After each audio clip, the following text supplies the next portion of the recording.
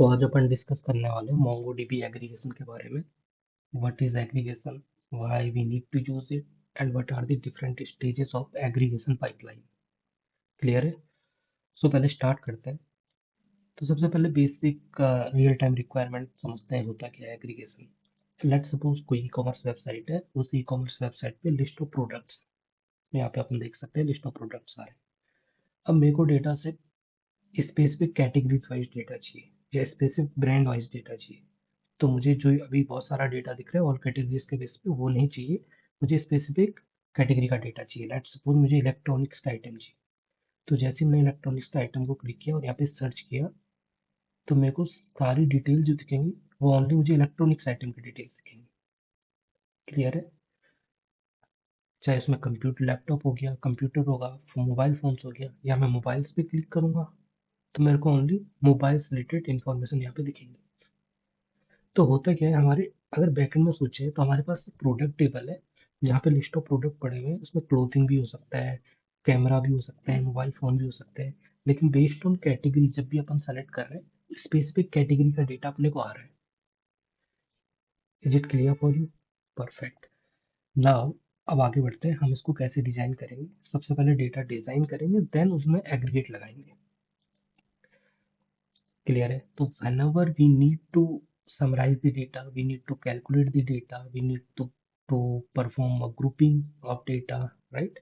और हमें जब भी लुकअप करना है, यानी दूसरी टेबल और इस टेबल, पेरेंट टेबल और चाइल्ड टेबल के बेसिस पे डेटा को गैदर करना है, तो वहां पे अपन यूज करेंगे एग्रीगेशन पाइपलाइन का। यहाँ पे तो क्लियर है। अब आता है बिजनेस रिक्वायरमेंट। लेट्स सपोज हमारे पास एक प्रोडक्ट टेबल है, जिस प्रोडक्ट टेबल के अंदर हमारे 3 प्रोडक्ट्स पड़े हुए हैं। एप्पल 14 का है, एप्पल 15 का है और सैमसंग गलेक्सी का है। मैं यहाँ पे आता हूँ, वो डॉक्यूमेंट कुछ इस तरीके का दिखता है।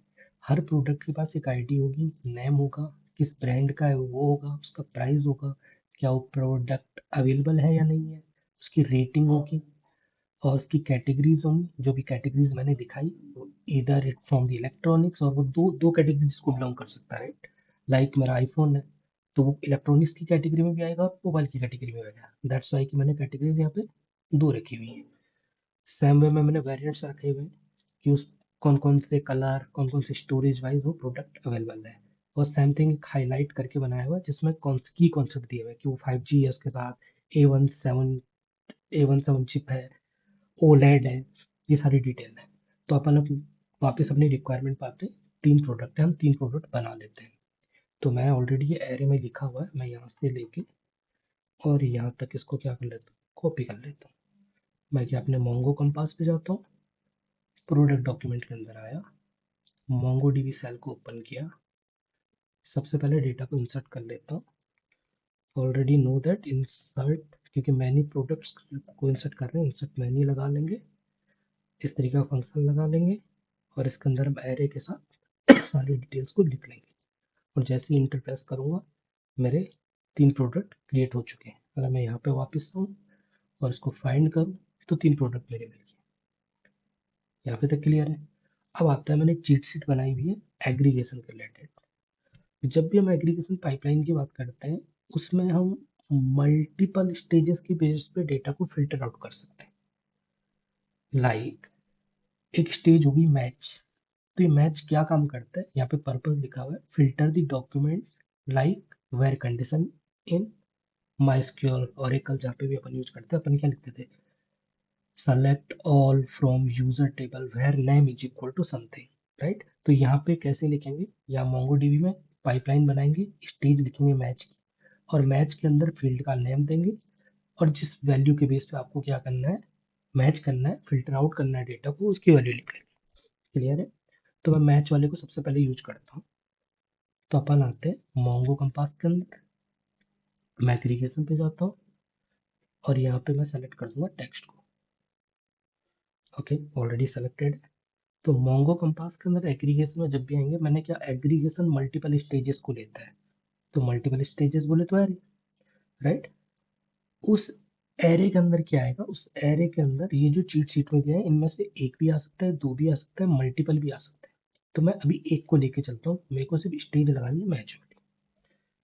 तो मैच वाली स्टेज लगाने के लिए वो कहता है कि ये इसका सिंटेक्स है, मैं इसको कॉपी कर लेता हूँ अच्छे से। यहाँ पे मैंने कॉपी किया, मैं मोंगो कंपास पे जाता हूँ और ये मैंने लगाया।